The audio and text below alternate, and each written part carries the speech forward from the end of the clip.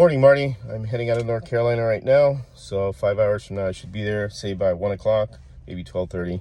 It's like a little past 7 now, so see you then, and meet up with you guys. Buster, listen, you want to put that cracker bust in behind that suicide jockey? Yeah, he's calling dynamite. He needs all the help he can get. Well, we'll lay the strip for the Jersey Shore. Well, I'm here in Ohio. I'm at a rest stop. I had to use the restroom, and you can see right there. This is the rest area. I'll be heading to Marty's. Only got 15 miles, so had to take a break.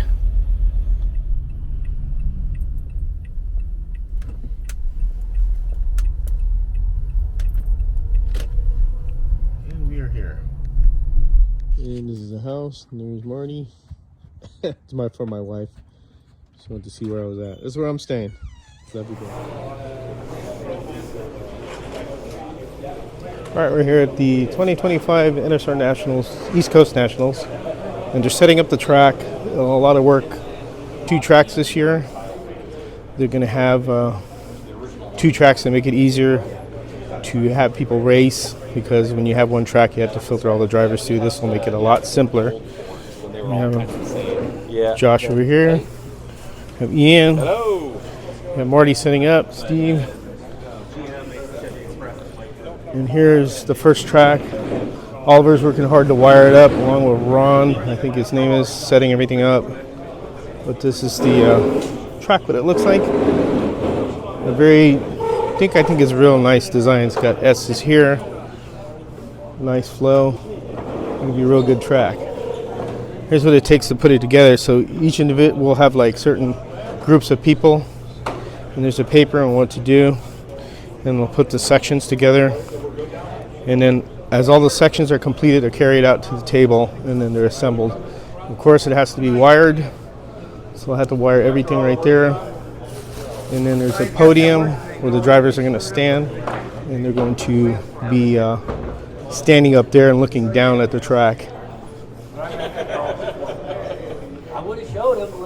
You guys don't mind being on video? I got everybody here getting their cars ready. I will reveal no secrets you have, don't worry. Everybody's in a good mood. That's good. You guys are working hard. I like it. Oh, yeah. Hey, who gave you that, huh? All right. Got some pit tables. Hello, guys. Everybody's got pit tables set up. There's going to be a vendor section over on that side. And there's finishing or starting or finish the second track. Got more pit tables over here. Got Steve. Got Andy. I'm sitting right here with my stuff. I'm not racing. Yep. Pretty cool. Very big venue. Lots of room.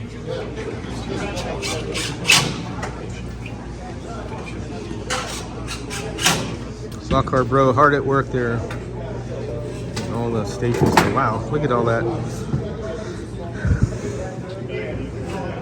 See, the East Coast is like the MASH unit. Set it all up like MASH. Take it down when you're done. Look at that work. That's excellent. Get everything colored here for each screen.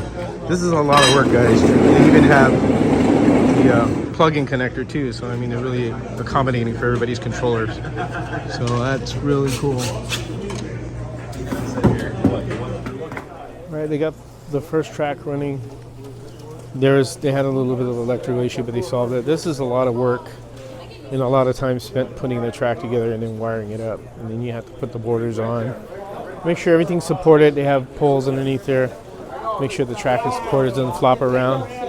They have a platform this year up there so everybody can see from above. And really a lot of pretty cool. They're all doing practice runs. And running it all.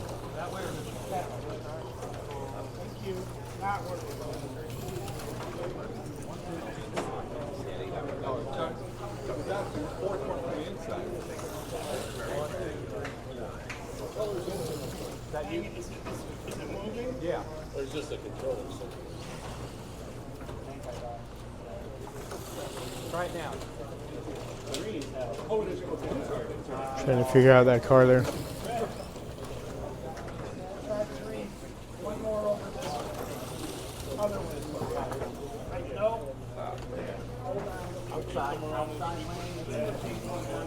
There's the broadcast booth.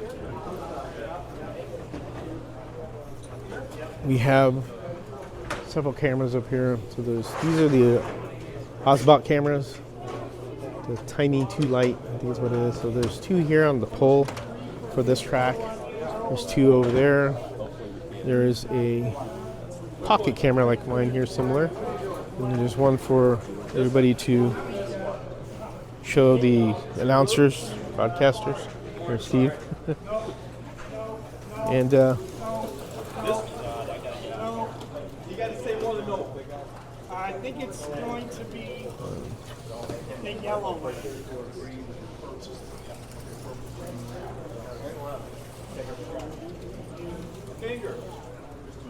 I'm getting the other track set up. They had to redo something here, so this is the second track. So basically, 2 tracks are going to make things easier because they had 1 track last year again, and it just took way too long. But now they have 2 tracks. It'll be, a little bit quicker to, get racers through, and plus, it takes more time to put 2 tracks together. Obviously, you duplicate. They're all the same track as the other one, so all the same. And we have all the pit boxes here. We have a lot of people that shown up. And there's the swap meet venue on the other side over there. There are those people. So everybody's getting a little practice in, and it's just moving along here. So, but there you have it. This is the 2025 NSR Eastern Championship. The NSR professional slot cars. I'm here with Ian from Magnetic Racing and Steve Swatell from Slot Car Corner. And to my left, you can't see him on camera, is George from Area 51. He's helping me with some producing while we're trying to figure out everything that's going on the track. So I'm going to give you the track view. Guys, welcome. I see a lot of people in the chat. Again, we apologize for the delay, but here we are qualifying. A handful of people have qualified, and we are. It's just a little crazy, but we thank you for being here. Thanks for tuning in. We hope that everyone gets the chance to enjoy this fantastic race.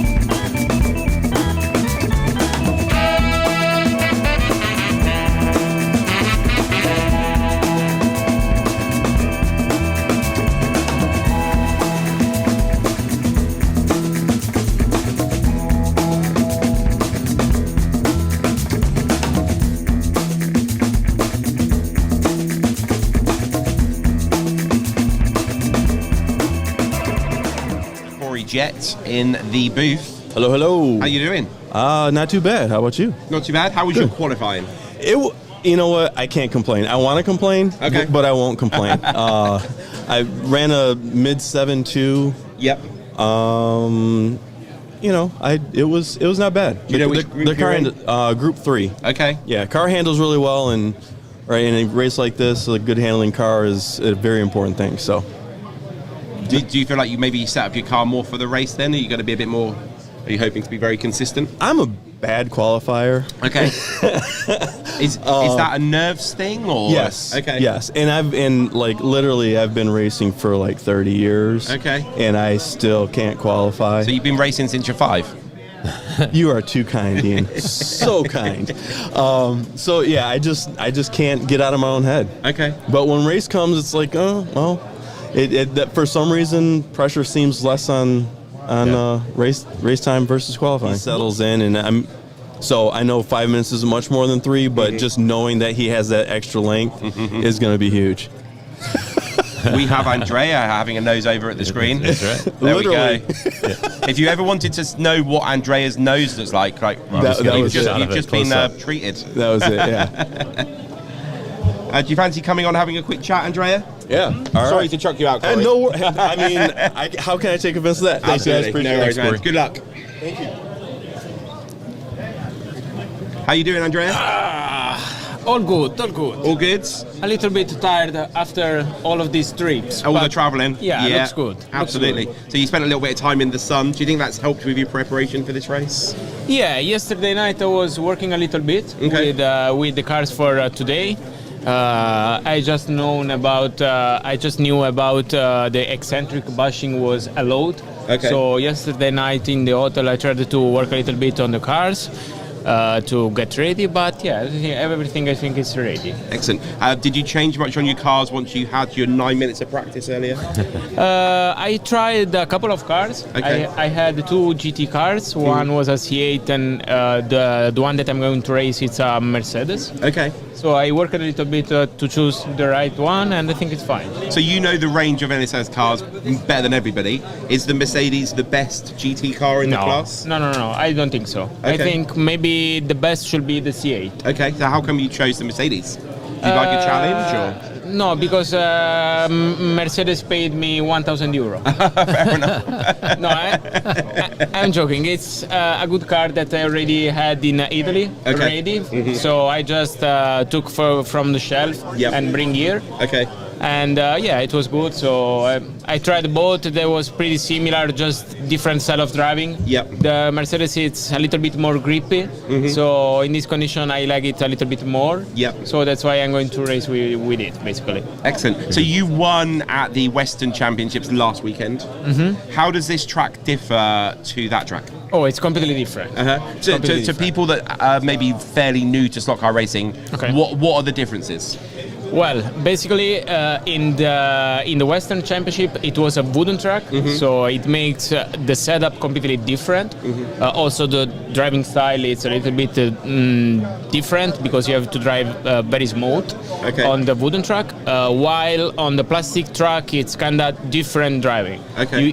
You can be way more aggressive in the braking. Yep. So you can also let the car slide, but you still have to manage it. But it's quite more aggressive style of driving. So are you setting the car up so it is a little bit more Completely loose? different. Yeah, completely different. Okay. Just to give an idea, in the wooden track, so in the Western Championship, everything on my car was a little bit hard, just to lose grip. Yep. This holiday, Verizon's got the craziest deal ever with iPhone 17, iPad, and Apple Watch. All on them, but no. Because you basically have it, while here, because of the track, of the tires and all the condition, it's a slippery condition. So you are always looking for having more grip. Okay. So you go with soft motor pod and all of this stuff. Yep. So do you go with the tape on the pod underneath as well? No. You're not a tape I don't person? like tape. I don't like weight. Okay. So I have a very minimal setup. Is that quite normal for people that race on this type of track, or is that an Andrea thing? No, I think it's mind stuff. Okay. I think, but normally when we race with the plastic tracks, so basically in Europe, normally tape is not allowed. So maybe it's why I'm not familiar with that. Yep. It happened to me, especially when I raced in Czech Republic. It was allowed to use tape. Yep. And I remember in the World Championship I used it. So yeah, it's just depends on the condition. Okay. But what I normally try, I was explaining it to one guy. I just avoid using lead, using weight, because for me it's like hiding the defect of the setup. Okay. Whenever you're going to put it, it's just like hiding every mistake. It masks the other problems almost. Yeah. Okay. So basically, when I find some problem, I try to work on it. Okay. And try to go as light as possible. Okay. So putting the weighting is almost like a cheating way, like a quick way of trying to fix a problem. Yeah, maybe can give you more feeling. Okay. Also because the car can be heavy, so maybe can give you some more feeling, more confident, but will not be faster for sure. So again, for people that are fairly new to racing, putting 5 grams into a car, is that going to change the car a lot? Oh yeah, it's huge. It's huge. It's huge. It's huge. Even on wooden track, where you have so much grip, I try to keep it off and just try to work with the setup to just be as light as possible and as fast as possible. Awesome. So are you third in Israel at the moment, I believe, or did you come third in a race? Yeah, 30. Is that third overall? Or 13. 13. 13. 1-3. Yeah. Okay. Yeah. Is that something you're hoping to try and get up and take away from Dominicas? Oh, that's impossible. That's impossible. But now the Israel ranking, it's very, very close from the 10 position about to the 20. It's very, very close. They are all in a couple of points. For me, it's my first year that I got the 3 full races points. Yeah. So that's why now I am in the 13 position. You have an official ranking as well. I am. I have. It works with the last 3 races. Okay. And now I have all of 3. Okay. So I have these points. Yep. But it's very, very hard to go on because the top guys are very, very fast. Okay. So we were very lucky to have Dominicas at the West Coast last weekend. Yeah. What's the difference between your driving style and his that makes him number 1 and you number 13? Well, speaking about Isra especially, I think Dominicas is the best drivers I have ever seen. Okay. In terms of pure driving skills, what's unbelievable from him, I saw him racing, I still remember in Italy the last year. It's something like crazy how he can be adapt himself to the problems. Yep. That's unbelievable. I saw him racing with a car that had some setup problems, just like bumping all the way around, and he was able to put it in, to keep it on the straight, to keep it in the slot, and being very fast and never going off. So it's unbelievable. Excellent. He is a very pure talent. Yeah. The Max Verstappen of the slot car world? Yeah. Can drive any car. Yeah, I mean, I don't want to get any. I don't want to get in Verstappen versus Senna or versus anything else. But yeah, for sure, he's an amazing driver. With that discussion, you can't really compare because it's different machinery. Yeah, it's different era, different time. Things change. So what's exciting and new with NSR? Well, we have a couple of stuff coming on. The biggest new for sure is the new car of the 2026, the hypercar, the 500-1. Yep. So yeah, it's gonna be really interesting. There is a lot of work on it. So we will see. It's gonna be very fast, and we put a lot of work into the research and development on the mechanical design. Yes. So we are going to patent that technology. Yes, before you show it to us. Yeah, so that's why we are still hiding some details, and we will show it later. Absolutely. So Chris Fretter says, can you thank Andrea for the race setup cars? They've taught me quite a bit in tuning my current NSR collection. Oh, okay. So yeah, Chris Fretter, there you go. Thank you. Are we going to be seeing that hypercar today? Have you brought it with you? I have one car that works. Yes. So I think I will make some laps. Absolutely, good. Yeah. Looking forward to that. I think maybe after the race we'll see, or before we'll see. But yeah, I think I will try to make some laps. And it's also made for the plastic trucks, because Okay. I used to test that prototype that I have here. Yep. I used to test at home on the plastic truck. So Yep. we'll see if we can break the record. Okay, sounds good. We try. We had a question earlier today or yesterday. They were asking, will the hypercar have its own class soon? Yeah. How long will that take? Will it maybe the 2027 WRE maybe? I think WRE will start it, and I think will die with the classic. Okay. So There you go. You I heard it think- here first. Yeah, I mean, I think the WRE will be always like a classic, because it's that kind of race. Okay. It's like you say, 24 hour. It's Le Mans. It's just that. Hey, it's Adam with Vanish. All right, so what you've just seen right there is me. Yeah. So it's pretty much about a style. Okay. Yeah. But yeah, I expect to make some important race soon with the new class, the hypercar. Yeah. And for sure, in the future, we'll try to add also other models to this category.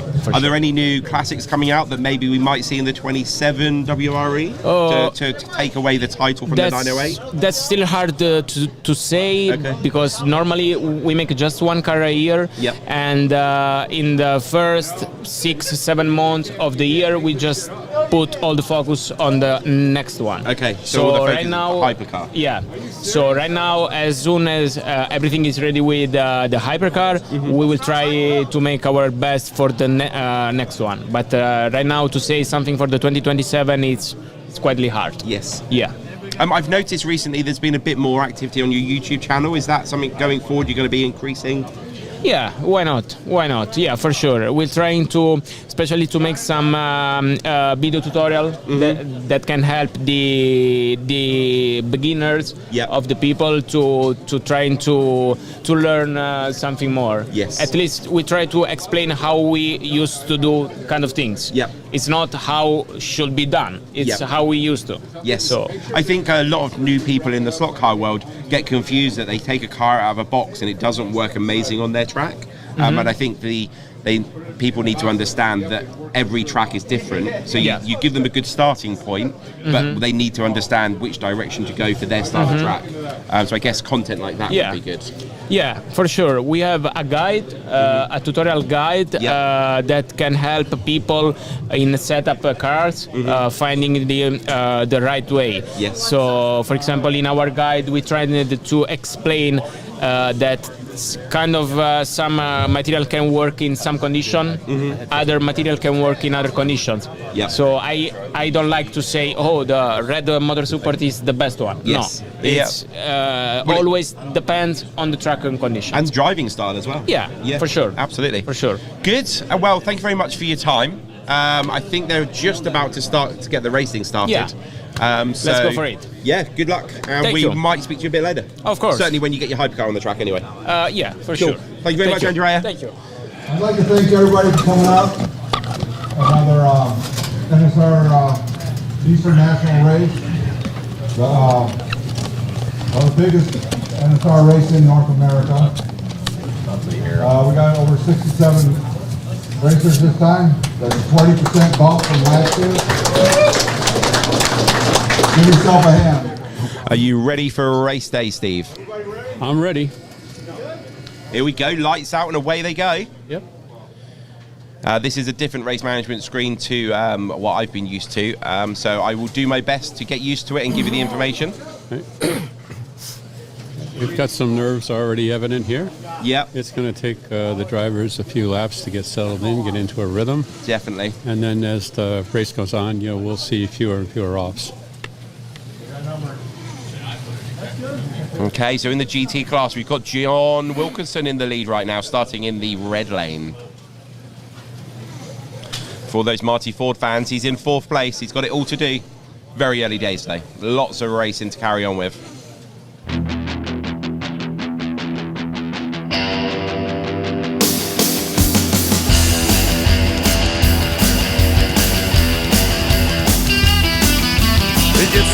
chicks cause they think he's cool. He used to go to my high school. He's the king of the slot car track. He got a Can-Am and a pistol grip. He got the right tires, he can make them stick. He's the king of the slot car track. He's an 8-lane demon burning up the track. So don't you mess around. He's the fastest trigger in this here town. Look out, buddy, he'll shut you down. He gets the hot chicks cause they think he's cool.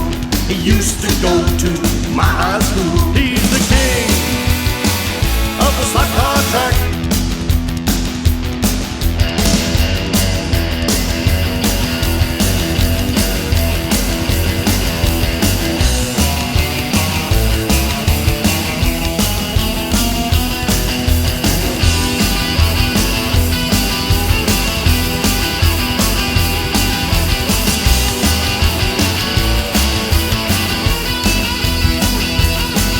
He's an 8-lane demon burning up the track.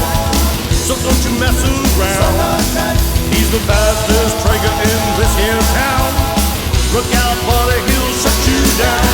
I heard the news, the king he's gone. He got blowed up by the Viet Cong. He was the king of the slot car track. Now I'm the king of the slot car track. Yeah, I'm the king of the slot car track. Yes, I'm the king of the slot car track.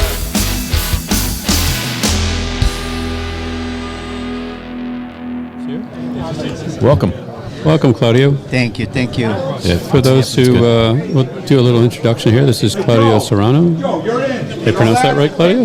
I'm sorry? Serrano? Serrano, yeah. Serrano, right? Perfect, And, perfect. Claudio is joining us from, he races with the host group up in New Hampshire, southern New Hampshire. He's been racing slot cars with us for a long, long time. And this is your first NSR national event? Yeah, first time. First time out here. Made the trip out with some of the other host racers and stuff. So thank you for joining us. Thank you, Steve. So you had a great first heat there. You were very steady and stuff. You know, what did you think? I mean, this is your first time racing. Obviously you race at the club level and stuff. But what did you think about this? Were you nervous? Oh, I was extremely nervous. My first event at this height. I was nervous. Definitely, I was nervous. But thanks God, I followed the instructions from my good friends from New Hampshire. Dickie, Josh, Dennis, Phil, everybody.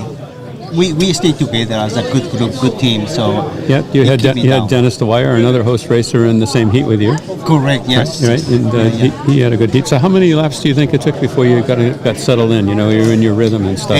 Once I start the race, probably by the 10th lap, I was able to more or less take the rhythm of the track. It's fast and also technical track. It's a section that you can go fast, and it's a section that you gotta.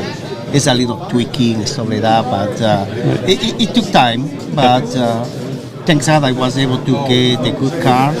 I work with Dickie in that car, and I get ahead of the group and with a couple laps, and I calm down myself and able to just race my car and not the other car. So to anybody out there that's watching this and they're kind of on the fence whether they might come to a future event like this, what would you tell them? I would say come to these events, enjoy. It's fun. It's a nice group of people. It's a family, a huge family of this. For me, it's in a sport because I tell you something. I lose a couple of pounds or more than that in every race because I'm so nervous and stuff like that. But prepare your car, race your car, be patient. Don't try to rush in your learnings.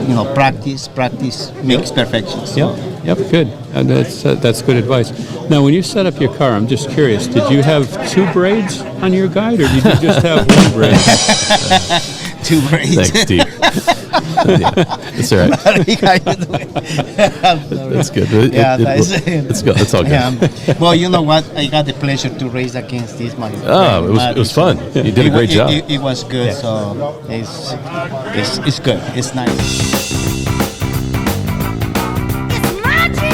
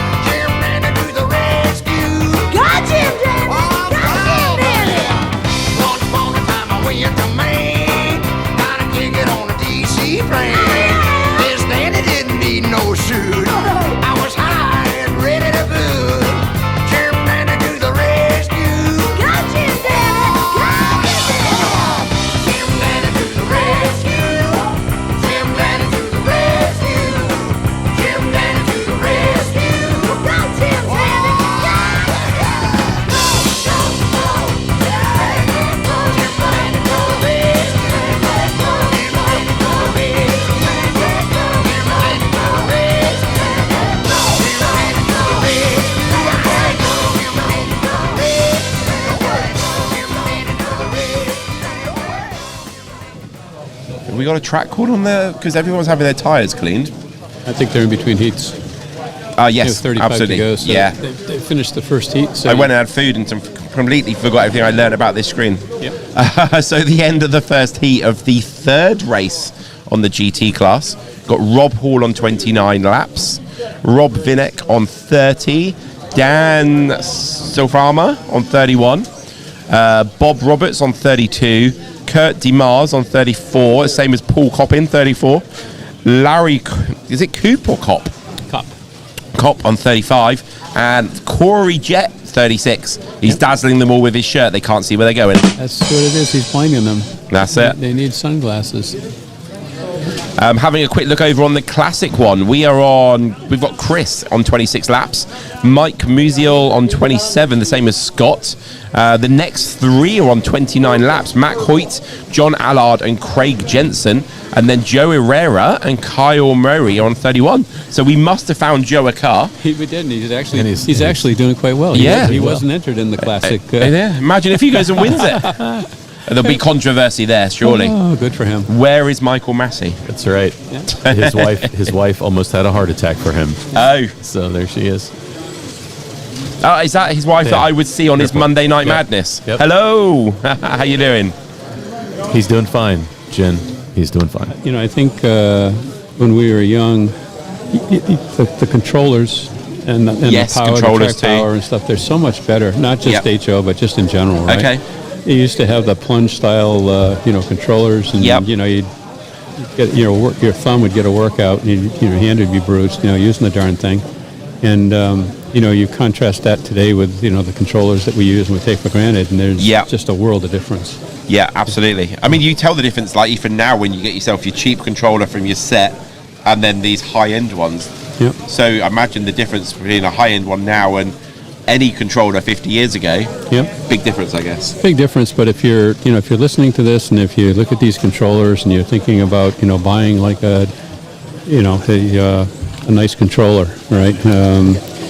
One of the things, we ask people is, well, why do you want a controller? Why do you want a DeFalco or something like that, right? Yeah. And, what they'll tell us is because everybody else in my club has got knobs on their controllers and I don't. And it's like, okay. And they say, yeah, well, I got to have knobs. I want to go fast like these guys. And the reason that they're beaten is not that their car setup is better or not that their driving skills are better. It's just because they have more knobs on their controller, right? Yep. So we kind of tactfully remind them that, okay, your knobs, adjustments are a two-edged sword. So if you take the time and practice and learn how to dial in brake and sensitivity, traction control, whatever you have for adjustments, then yes, a good controller can absolutely improve your driving. You can have a lot more fun, racing slot cars, right? Yep. But what I remind them is there are probably almost an infinite number of combinations of adjustment, positions on those knobs where you're actually going to get worse. Yep. Right. So it's not like the Keebler elves come in at 5:00 in the afternoon, go into your pit box, and automatically magically adjust the controller for the optimum settings. Yep. For your style of driving, for your track, for the lane, for the the motor.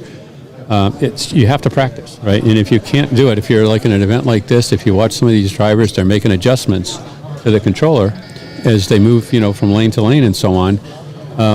Most of them can do that without looking. It's second nature, right? But not everybody can. If you have to look down, or if you just have the knobs and you put them in one position and you never move them, then it's probably not a good investment for you. Yes. Right. It takes a commitment. Absolutely. Things that happen that aren't necessarily on the slot car track, but nonetheless still slot car related. So myself and the co-owner of Slot Car Corner, Bob Bianchi, we were headed up to Montreal to race with some of our friends up there. Yep. And we were driving up through Vermont, and we got a call from our friend, and he said, "Hey, I've got a favor to ask of you." And I said, "What's that?" And he said, "I wonder if you could stop at a Home Depot on the way up and get a padded toilet seat." Mm-hmm. So at first we thought it was a practical joke, and okay, haha, good one. And he said, "No, I'm serious." He said, for whatever reason, couldn't find a padded toilet seat, I guess, in Montreal. So he said, "Would you guys mind stopping and picking up a padded toilet seat?" So we did. We found a Home Depot in Vermont off of Route 91 somewhere. We went in, got our seat, and stuff, and we headed up to the border. And where we crossed the border, there's a big border crossing up on 91, but it's a crapshoot. You know, there could be 100 cars there. It might take you several hours to get over the border to get, clear Canadian customs. So we found a couple of these little rinky-dinky border crossings. Upstate New York, right on the Canadian border. So we were headed up there, that day. So we pull up to the Canadian Customs station there, and a customs officer comes out. And for those of you who travel internationally, these customs officers, it's all about they're in control, right? And you just answer their questions, you do what they tell you to do, but they're in charge, and they make it very clear that they're in charge, right? Yeah. So, and this guy was no different. He was doing his job, very professional, and he goes through the whole spiel. You have any atomic bombs, hand grenades, weapons of mass destruction, not alcohol. This week. Yeah, not this week, right? Knives, and then they go through and they ask you 2 or 3 more times, right? And you get those answers. And then finally he said, "Do you have anything to declare?" And the little guy on my shoulder on the one side said, "Nope, don't do it. And the little guy on the other shoulder said, go for it. So the guy that said go for it, he went out, and I said, "Yeah, I have a padded toilet seat." Well, this guy, they're trying to stay composed. They're trying to stay in control. This guy, he just about lost it. He was trying so hard not to laugh, but you could just tell he had to turn away, right? And he's just kind of, taking a moment to kind of get his composure back and stuff, right? And he comes back, and, after a couple of seconds, he gets his composure back, and he says, "Must be a really good friend, huh?" And we said, "Oh, yeah, he's a very good friend. Let's get the F out of here," and waves us in. So that's I can pretty much guarantee you that in his entire career, that we were probably the only ones that ever declared a padded toilet seat. And in fact, I'd even go so far to venture as we were probably the only ones on the U.S.-Canadian border that have ever declared a padded toilet seat. But this is one of those little goofy little stories, that if it wasn't for going stock car racing with some friends up in Montreal, we would have never happened. So maybe you can't get a padded toilet seat in Canada because they don't have toilets, and that's where the phrase "don't eat yellow snow" comes from. I'm not even going to touch that one with a 10-foot pole. Yeah, I wouldn't either. No. Jack Gabbert asks, don't eat yellow snow. Suggestion for halftime show?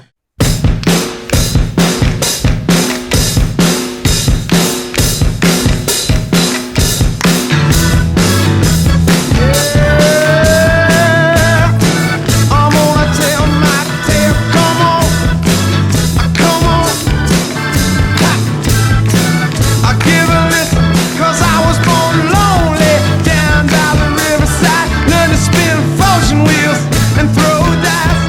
I was just 13.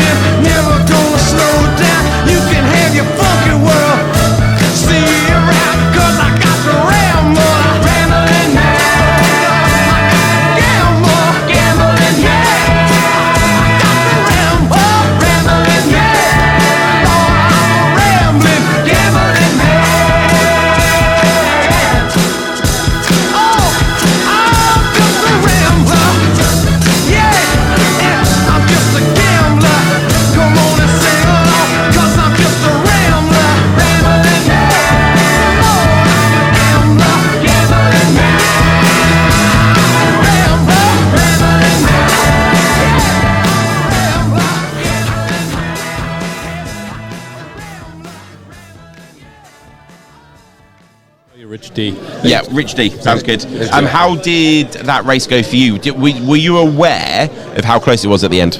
I was. It was very, very tight between Dickie and I the whole way. I knew I was on the tougher lanes in the beginning, so I knew that I had room to make up. So the time just kind of worked in my favor, and I stayed pretty clean. Amazing. I stayed pretty clean. A few outs here and there, but everyone was respectful. Everyone raced a great race. And, great heat. Great heat. Good. And where do you normally race? Is it the Great Lakes Slot Car Club? Great Lakes Slot Car Club. I'm actually the president of that club. Sorry, I didn't mean to plug that. But anyway, no, you plug away. When do you race? We race every other week. Okay. And we have 10 different tracks in our group right now. Okay. Every couple of weeks, we're currently in our scale auto. Actually, not scale auto, but any hypercar. Yeah. We're running a hypercar series currently right now, and it's going really, really well. Yeah. Really good turnout. I'm having a home race in a couple of weeks nice. At my house, big Christmas race that I always put on every year. Good. And I'll just very quickly explain to the people watching. There's two types of clubs really. You get the club where there's a track somewhere and they always go to the same track, and it does seem there's lots of clubs in the US where it's a load of home tracks and you cycle through them. So is that the type of track like club you are? That is correct. So we have a good we were mostly a wood track, but now we're getting a good smattering of some Carrera track in there as well. So we've got 2 or 3 tracks that are coming online that are going to be plastic tracks. Cool. Do you think that helps prepare you for all of these different bigger races? You're driving on lots of different surfaces all the time, or do you think it's a disadvantage? I can't really tell you what prepares me for this because it's all about the car setup, obviously. Yep. But I'm running a hard motor mount. Everyone else is running soft. You know what I mean? So there was really a great setup and everything, but I don't get to practice often enough on for a plastic track to really be prepared for this. Yeah. That's good. You got a question, Steve? I do. I have just a couple questions, Rich. So again, congratulations. Thank you. And we've known Rich for quite some time. We met him, obviously through stock car racing, through probably the Michigan 24 is the first time I think we met you, right? Absolutely. So a couple of questions for you, Rich. The first would be, what was your strategy? Everybody, the red lane seems to be the toughest lane out there. So what was your strategy, or do you feel that one of the other lanes was more difficult? No, I firmly believe that the red lane was the most difficult. It's all about survival. But I kind of thrive on some of the tougher lanes in our club as well. I kind of learned to pick out the nuances a little bit, where to gain a little bit extra speed. But orange was a little tough because I think someone had their wires crossed up initially. And my car was really, it wasn't up to speed in that first orange heat. Okay. I was actually 2/10 slower in my than my qualifier on the orange lane. So it was kind of weird. But then my car just picked up speed. The tires came in. I put a fresh set of tires on, not before the race, but this weekend because I didn't come prior year. So. Tires kind of broke in a little bit, and that helped out quite a bit. All right. And one last question, Rich. Tell us what type of a controller you're using, and tell us, how do you have that set up?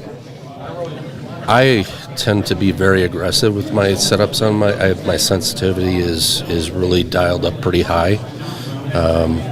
I've got one dip switch in on my third eye controller.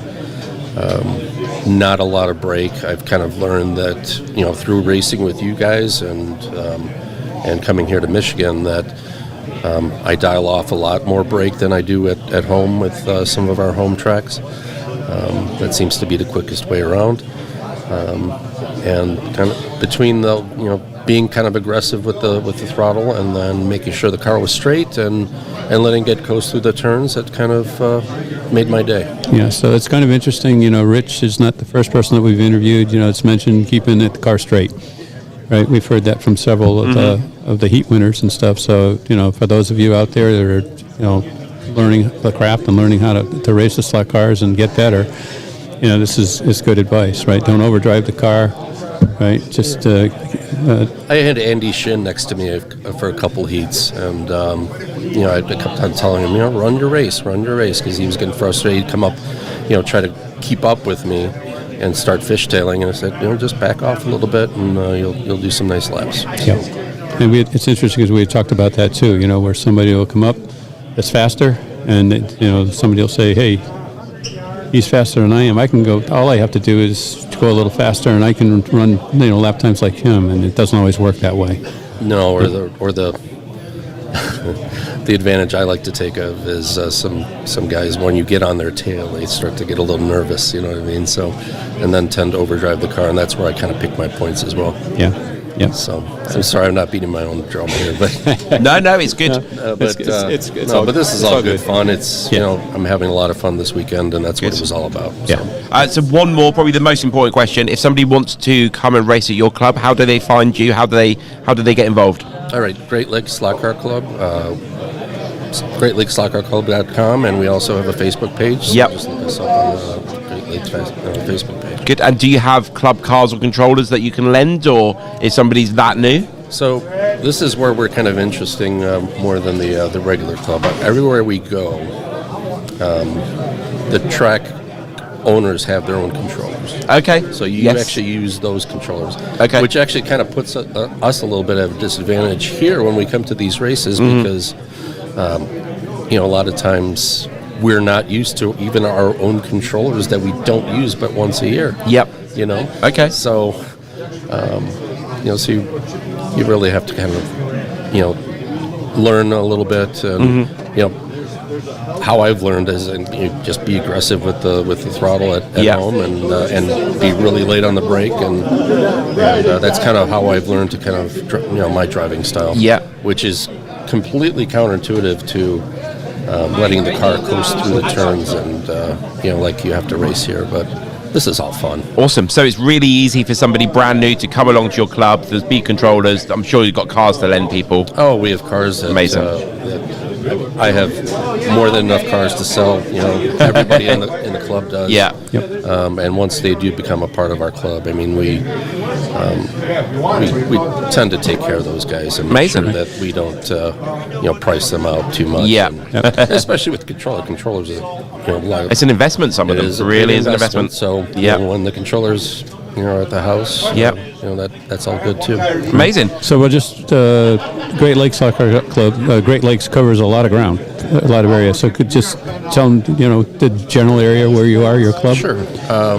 We have a couple tracks that are near the Wisconsin border, all the way down to the Joliet, Plainfield area, and then out west. I'm not sure if I'm the furthest west in Winfield, Illinois. So we're kind of within a 40-mile radius of Chicago. Chicago, okay. So that's kind of generally where all our tracks are. All right, great.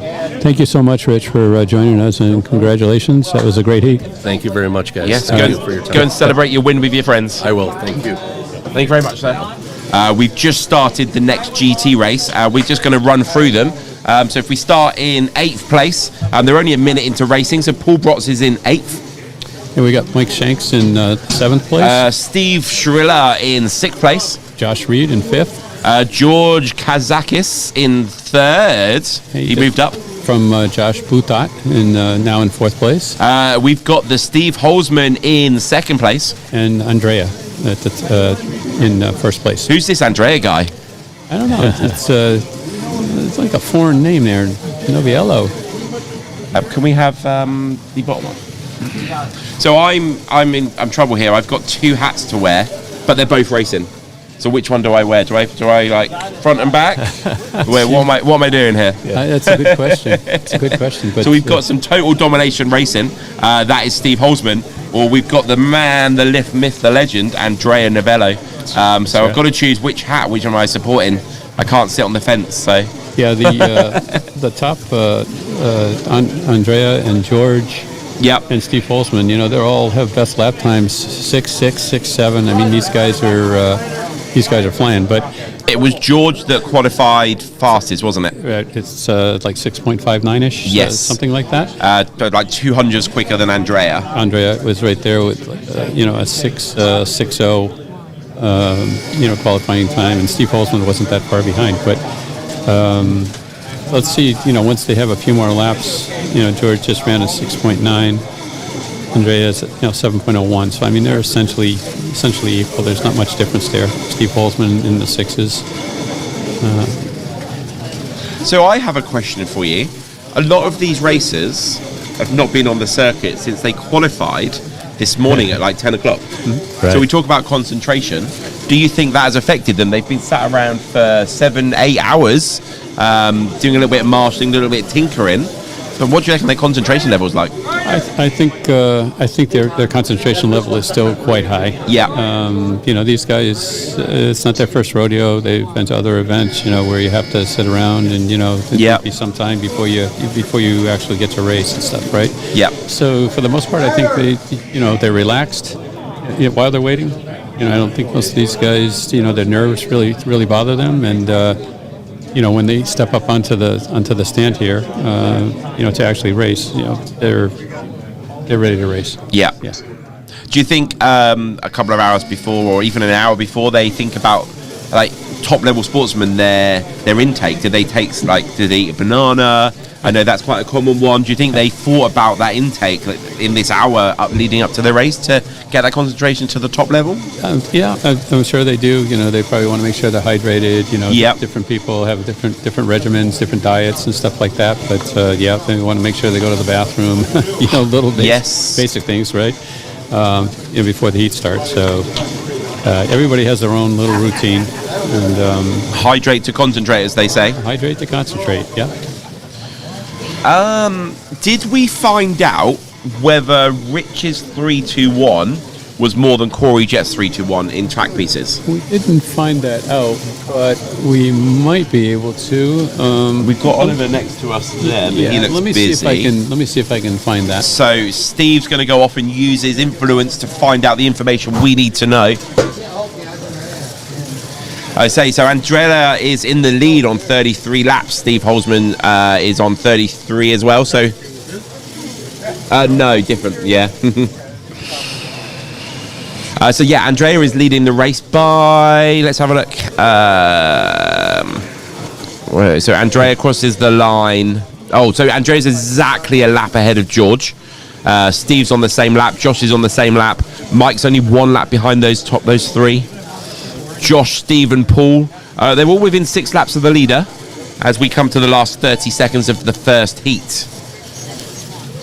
Fastest lap is Andrea, 6.640. You made a good point asking about, they've been sitting around a long time, and I think this first heat we've seen some of that. Okay. There have been more outs in this first heat and a couple of riders already.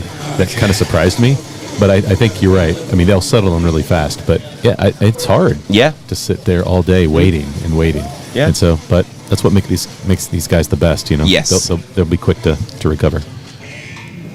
Okay, so end of the first heat, we have Paul Brotz in 8th on 34 laps, Steve Schriller on 37 laps in 7th, Josh Reed 6th place, 38, Mike Shanks 39 laps, Josh Bouthout 40 laps, George Kazakis 41, Steve Holzman 41, and Andrea 42 laps after 5 minutes.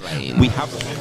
Yeah, to give you some idea of just how the level that these guys race at. Last year when Andrea was here, he competed in both classes. Mm-hmm. I don't remember which class was which as far as this, but I know one class he had 0 offs. Okay. 8 heats, 5 minutes, 40 minutes in total, and the other class he had 1 off. Okay. So in 80 minutes of racing, he had 1 off. That's incredible. Right? And keep it in the slot, make laps, and obviously he's very fast. The thing is, you say that, and he's also done a 6.2 second lap as well. I mean, 3/10 quicker than our qualifying time, and he's in race mode. Yes. I mean, he's burning up the track. Yeah. Literally. Yeah. Those quick slicks are smoking. Yep. Okay, so that battle for second place with 10 seconds to go. It looks like Steve Holzman did get in front, but we're going to have to add that lap on at the end. Is he going to be a lap up the road? Is it going to be far enough? I think they're on the same lap. I think so, And too. we have a new 2025 NSR Eastern Championship leader, 344 for Andrea. Yeah, and Everything's that's- got to be confirmed. Right. We think Steve Holzman is third. We think George is about to have a lap added because of a track call. Mike Shanks in fourth.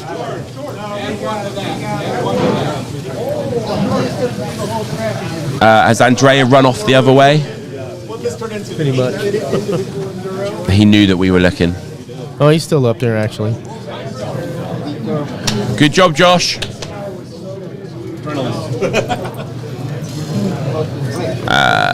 Yeah, Andrea's gone off the other side. We will get to speak to Andrea again. He is going to be showing the hypercar at some point, so we'll chat to him then. But yeah. Okay, so tell us about the chassis and the pod. I think that's what we want to know. So yeah, it's all black. Yep. So it's the classic configuration that I used to run on the plastic truck. So basically it's black chassis, black motor support, so that allows me to have a little bit of more grip compared to the red one. I have suspensions, I have the springs. There's the medium one, if I'm not wrong, medium one. What else? Yeah, as always, I have the wheels, the front wheels completely up. I don't know if we can see in camera. Yeah, it's just zooming in on your car. If you want to hold, it's this camera here. Okay. So yeah, I have, as you can see maybe here, they are under the chassis. Okay, I think in this way you can see. So the front wheels are under the chassis, so it's all the way up. I've heard you've said that the front wheels are so unimportant they might as well be square. Yeah, they can be round and square. I don't care. It's just that I have to put it for the rules. Yep. So they are here just for bringing me around the circuit. So is it as simple as raising those wheels and then that's going to give you your tripod car, or there are other very important things to go with that? No, those are not even trued. Those are really the stock one. So you found those on the floor in the factory, those ones? Yeah, those are the super thin that we the thinnest that we made, the 5200. I put it on the rims and put the axle as up as I can. Yep. So yeah, that's it. I have no spacer under the guide. Okay. Guide is the screwed one long. So just that question going for the wheels up. Do people need to do anything different with the back wheels? Because if you have a back wheel come off the ground, that's really bad, isn't it? Yeah. So how do you stop the back wheel coming off the ground if your front wheels are in the wheel arches like that? Basically, I put all the way up, so I have no screws on the top of the chassis. I have only on the back, on the bottom of the chassis. So as you can see, I have no big play, no big backlash. It's as tight as I can. They're free to rotate, but yeah, they are all the way up. Okay. There is a spacers. How loose do you have your body? How much body float do you have? Body is quite loose in the front. Yep. As you can see here, and a little bit less in the rear. Yeah, a little bit less. Okay. And I always use both smaller head screws for the body to have a good movement on the body. But in this case, I was using a bigger head screw, so like the standard ones. Okay. While on the front, I have the reduced head. This allows me to have a little bit of more grip in the rear. So what else? Yeah, basically that's it. This is pretty much as we do racing cars named Reparto Corsa. Okay, yeah. This is the new line that we introduced from a couple of months. Yep. And basically that use the setup that I'm running. Okay. Because it's the one that I always run on plastic track. Yep. Black medium springs, metric screws. Mm-hmm. It's already super thin tires. It's already everything on that. So we tried to make a difference with the wooden track and plastic track setups on that kind of line. Okay. So yeah, plastic track. It's already everything set like I have in my car. So maybe that can make a little bit life easier for for every guys. So let's imagine we've got somebody watching. They've taken all the notes of how to set up your car. Okay. But they're still a second a lap slower than you. What else are you doing differently with your hand, your controller, to go with the car to be so dominant? Oh well, I just try to adapt my driving to every problem that I have. Okay. I think this is the key when you are driving at the top of the level. You can see many times in the important races somebody is faster, somebody is slower, just in a couple of tenths or way less. But especially in that case, doesn't mean every time that the winning has the fastest car. Probably is also about adapting the driving to the features of the cars, both the good one and the worst one. So if somebody, let's say for example, they're going around the corner and the tail end is constantly coming out, what would you do differently? You've got the car perfect. What would you do differently with your driving style to stop that? Well, that is the case when I set up the car for myself. I always, when I try the good cars from the other guys, sometimes I always find the other cars are a little bit more grippy and more easy in the entering of the corner. Okay. This is about how I set up my own cars. Okay. I like to brake a lot. I like to brake a lot in the entry of the corner, and every time it's a little bit tricky because it's like edgy. I'd say. I mean, it's like slippery in the rear. When I'm entering into the corner, so I just try to manage that kind of phase. I know where my car is better. I know where it's not. So where I know I have some problems, I just try to keep it on the straight, to don't go out, and to keep the pace on. So would you say the exit of the corner is more important than the entrance? For how I drive, yeah. Okay. But this is just for how I drive. Yes, and everybody's different, absolutely. 99% of the case, the car must be easy. So the entry is very important because it can happen that you make a slightly mistake, especially on the red or on the black. So yeah, it's pretty important to set a very easy car. Okay. But I just try. I mean, for me, it's challenging and it's funny for me to have it as fast as I can, and then I have to manage it. Steve, any questions? Yeah, just sorry, a I've been question. hogging it. When you're up there on the driver's stand, Andrea, are you just focused like it's a one-lane track? Are you just focused on your lane? And not so much the other drivers, unless obviously they're coming up on you, you're coming up on them. You know, how do you stay focused? You know, for 40 minutes of racing. Normally, except some rare exception, I just keep focused on my race. I don't care about what the others are doing. I don't care if they are having problems, if they're fast, if they're slow. I try to do my own best. Then, obviously, if I'm a lot of laps ahead, obviously I try to don't make stupid things. But I just keep focused on my race. I try to have a good pace. And what I learned over the races is when I start to lose the concentration, when I start to feel tired, I prefer to go up like 1/10, being slower with pace or 2 instead of going up. So I take some breath for a couple of laps, being slower for a couple of tenths, and then go pushing again. Okay. So yeah, keeping the pace, having the feeling, for me is the most important things. Okay, and on track calls, we noted that, some racers, it takes them several laps to get their rhythm going again. You seem to be able to just turn it right back on. The time it goes green, within a lap or so, you're right back on your pace. I think there is where you win or lose races, especially when it's really side-by-side race. Every time you have a track call, every time you have a starting lane, it's very important to find the good pace immediately. Because if you take a couple of laps to go faster, you will lose a lot of time. Way more than pushing like stupid and making a laps. And honestly, I wasn't feeling very confident in the beginning of the lane, especially in the part with less power. I was struggling a little bit, so I had to move every time my controller and trying to adapt it. Okay. I've got another question if we've got time. Did you manage the race in the last few minutes differently today than when you were racing Braden last weekend and it was a lot closer? Was your management of the race different? No.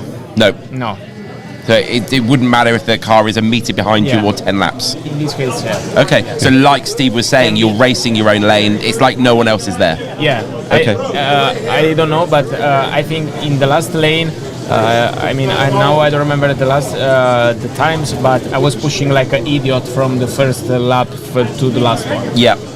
If I was maybe winning by 2 laps, maybe would have been different. Maybe I would have managed it a little bit more. Yeah. But when I saw that I was slow on the red side, I was aware that the other guys could have been picking up me.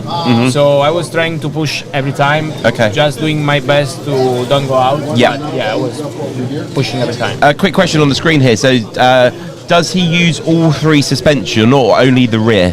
Yeah, I have, I think, both of 3. Yeah, both of 3. And normally I completely tied the front.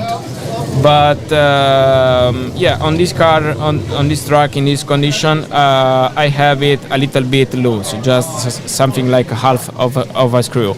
But normally I completely tied it. Quick question there from Joe Selinski. Could I ask Andrea if he's planning on doing the 1972 Acuri Bonnier Lola T280 Le Mans car, #7 and 8? Yeah, maybe he has the magic sphere. Yeah. Or he can see the future. But it's already on the schedule for the 2026. Ah, there you go, Joe. 2026. Yes, you got it. Get them pre-ordered. Okay. Get them on that plane to America, to your house ASAP. Awesome. Do we have any more questions, Steve? No more questions. Grazie mille. Thank you. Thank you. Yes, amazing. Thank you very much for your time. Very generous. Hopefully we're going to see a bit more close racing from the other class. We will probably see you when we get the hypercar out. Okay. If that's coming out soon. I think later we'll make a couple of laps on on the track. I don't want to promise or to make any expectation. Yeah. Because it's just a prototype that I have here, but I will try to break the lap record. Excellent. So 6 point. We saw you do some 6.2, so that's what we're looking for. Okay. Doable. We can try. Excellent. Thank you very much for your time, Andrea, and well done on the win. Yep. Thank you. Thank you. Thank you. To bring up this one, yeah, this is perfect. Maybe the other camera just briefly. Oh yeah, gotcha. And if you want to get the microphone round and some headphones. Hello. Well done for being. Oh, I'll get your headphones on. So who are we? And this is your concourse winning car. Oh, thank you. What's the name, sir? Jerry Urker. Jerry Urker. And so this is your concourse winning car. Let me get some focus on it. There we go. What was the inspiration? Oh, that's my team. Team Okay. colors and team name. Cool. So George was saying one of the things he liked about it the most was the attention to detail to the wheels. Oh, yeah. Is that a steady hand? Is there some sort of skill to doing the wheel like that? Steady hand with a brush and the magnifying glass. Oh, okay. So do you have one of those like magnifying glasses that goes on your head with the light on? Yeah. Awesome. And the detail on the engine there as well. Do you, when you make a car this nice, do you worry about racing it? Oh no, they're all race cars. Yeah, no shelf queens. Tell us a little bit about how you prepared the body for the paint and how you painted it and then, decaled it and stuff. Tell us about the process that you go through to do that. So I go through and we get rid of all the flash, round things off a little bit, right where the chassis is and the body come together. The posts, you've got to sand those, round those off.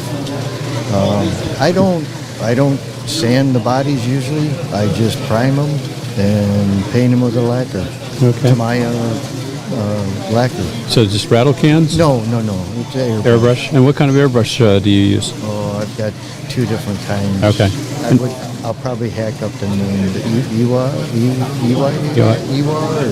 Iwata or something like Iwata or that. Okay. something like that, And how long have you been using the airbrush and stuff?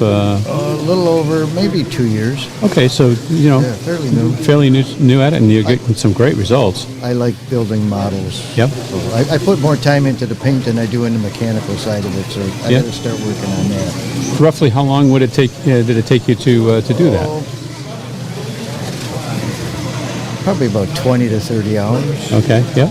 And it shows. I mean, it's beautiful. I make my own decals. Yep. Very nice.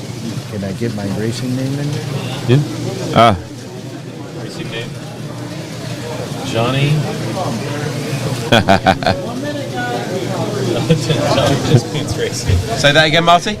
It's Johnny Piss Pants Racing. That's for a late friend of mine. He used that when we were racing online together, and he passed away. And I asked his wife if I could take on his racing ball. There you go. That's a great story. That's a great story. Well, thank you very much. And so Velocity Slot has got a prize that they want for the concourse winner. So basically, what this is.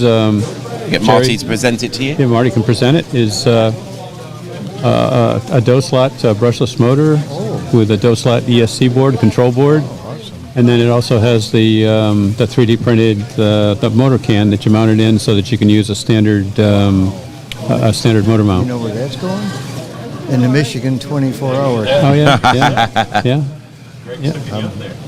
Awesome. Thank you. Yeah, congratulations and well done. We all enjoyed the car very much. Amazing. Yep, and so did a lot of other people. You got by far the most votes. So, yep, good job. Great. All right, thank you very much. Thank you very much. Yeah. You guys are doing great. Thank you. Thank you. Hello everybody, I hope you enjoyed that video. It was very long. The live stream was extremely long. It cut off at 11 hours and 54 minutes. I believe we probably overloaded YouTube because it went on another 2 hours. There was a hiccup with the timing system, and that delayed everything for about an hour, and then I believe we had to reset everything, and then that erased what was previously done, so the whole GT class had to rerun the race. Now, next year, I plan on contributing more. I felt like I didn't do enough. Next year, I have talked to Mike and left a message for for Oliver that I want to contribute more next year, and I believe we'll do a lot better. It's always a learning experience when you do events like this, and I know Mike and Oliver were busy, and all the people around them. I helped as much as I could. I know the live stream went pretty well. We want to improve on that as well and make it more enjoyable for the viewer. And not as much time as it was this time. 14 hours is a lot of streaming. And, some of the racers can stay. So Steve was very gracious enough, obviously, to refund their money because it ran real late. It ran to I think almost 1 a.m. So that's a lot of slot car, how would you say, time to be racing. You do want to thank Oliver, Mike Stott, and everybody that helped around. Those guys really worked super hard to get everything set up. I think next year we'll have a better plan of attack for setting everything up, so everything goes just a teeny bit smoother with the timing system not having delays. Again, I have offered my help, not to take over but to help, and I will be there next year, and I will bring some more stuff. I have some things I'm already have in my head, ideas, and I am printing more, or started printing for next year. So I wanted to thank everybody that came up and shook my hand and knew me by name and introduced themselves and had a conversation, about slot cars and 3D printing and all this stuff. And really, really appreciate that from everybody. It was a pleasure to meet everyone. I won't name names because it'd be too long of a list. But again, I just go over and thank everybody. And I had a great time. Want to thank Marty and Steve Saltel and Ian Weir. I had a great time announcing with them. And it was fantastic. It was a lot of fun. I think I'll throw my hat in more with, how would you say, announcing, because I'm going to tell Marty, hey, you need to put an extra mic for me. So I could offer a little just, commentary, not as much as they would, but just comment a little here and there. But I really appreciate everybody watching the video here. Again, this was a long video, and I just threw in as much as I could with the interviews with Andrea, which really I give my hats off to him. He was there the entire time. So all the way from when it started to the end, that is a hardcore slot car dedication right there. And I know he had his hypercar and stuff, and really look forward to, seeing all the new products he comes out with. And I really appreciate him actually hunting me down, because I had made him a board that said the NSR Nationals, East Coast National 2025, and he was really hunting me down.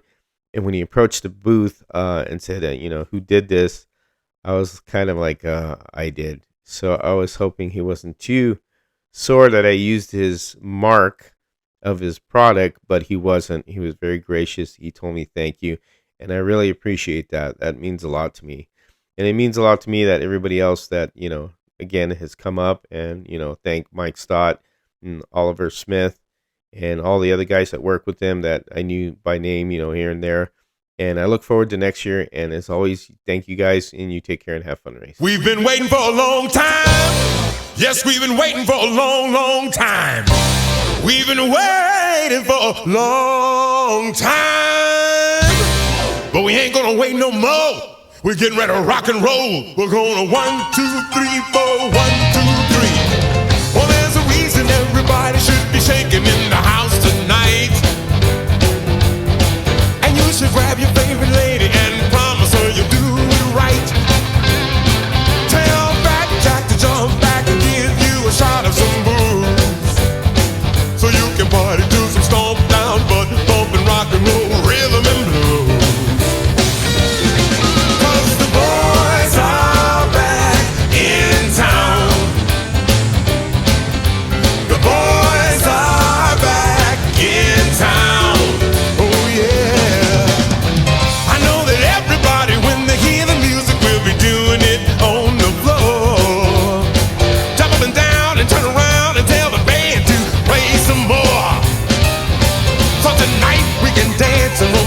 And do anything we feel like doing. Don't look surprised, cause you know what I like, and tonight we ought to do it. Cause the boys are back in town. The boys are back in town. Oh yeah.